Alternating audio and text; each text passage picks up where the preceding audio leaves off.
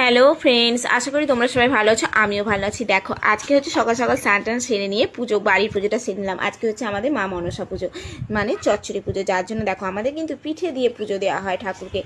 যার জন্য দেখো আমার শাশুড়িমা বসে গেছে, পিঠে হচ্ছে, পিঠে তৈরি করতে অনেক রকমের পিঠে বানাতে হয়। তো মোটামুটি ধরে নাও 8 রকমের পিঠে দিয়ে আমাদের ঠাকুরকে পুজো দেওয়া হয়। তারপরে আবার বাড়ির খাওয়ার পিঠে হয়।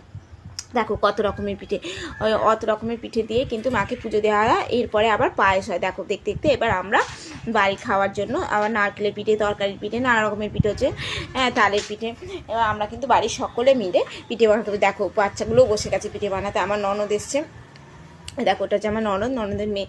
দেখো সবাই মিলে পিঠে বানাচ্ছি। দেখো কত পিঠে হয়েছে, কি দারুণ দেখতে লাগছে না? দেখো দেখতে দেখতে আবার এদিকে ঠাকুরমশাই পুজো করতে চলে এসেছে। দেখো পুজো করছে ঠাকুরমশাই, পুজোর জন্য আবার সব জোগাড় করে দিলাম।